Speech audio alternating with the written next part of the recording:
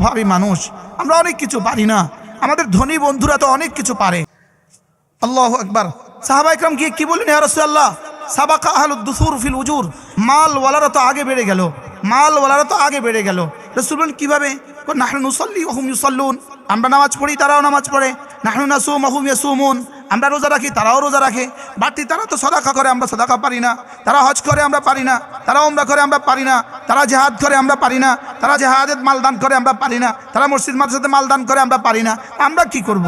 তো আল্লাহর নবী বললেন, শোনো, তোমাদের জন্য কোনো টেনশন নাই। যদি তোমরা 5 ওয়াক্ত নামাজের পরে 33 বার সুবহানাল্লাহ পড়ো, 33 বার আলহামদুলিল্লাহ পড়ো, 34 বার আল্লাহু আকবার পড়ো, যাও তোমরা ধনীদের আগে জান্নাতে চলে যাবা। তাহলে আমাদের জন্য কি পরিমাণ সহজ ফর্মুলা, কি ভাই? মেয়েরা কথা শুনতেছে কিনা? আমাদের জন্য কি পরিমাণ সহজ ফর্মুলা। এবার গরিব সাহাবা ইকরাম পড়তেছিলেন। ধনীরা দেখছেন ওরা কি যেন পড়ে। ধনীরা জিজ্ঞেস করলেন, তোমরা কি পড়ছো? বলে, আমরা তো এগুলো পড়ছি। আচ্ছা, আমরাও পড়ব। এবার ধনীদের হয়ে গেল পোয়া 12, তারা আরও আগে বেড়ে গেল।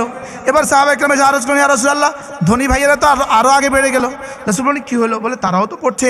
এবার আল্লাহ নবী বলেন, যালিকা ফাদলুল্লাহ ইউতিহি মান ইয়াশা, এটা আল্লাহ তাআলার ইহসান, যাকে চান তাকে বেশি দান করেন। এটা নিয়ে ফালা তাতামান্নাও, এটা নিয়ে আর বেশি আশা করবা না। তবে একটা থ্রোক বরাদ্দ শুনো, আমার উম্মতের গরিবরা আমার উম্মতের ধনীদের 500 বছর আগে জান্নাতে চলে যাবে। আল্লাহ আমাদের সবাইকে কবুল করুন। হ্যাঁ, আমিও এই তালিকায় আলহামদুলিল্লাহ। কি ভাই?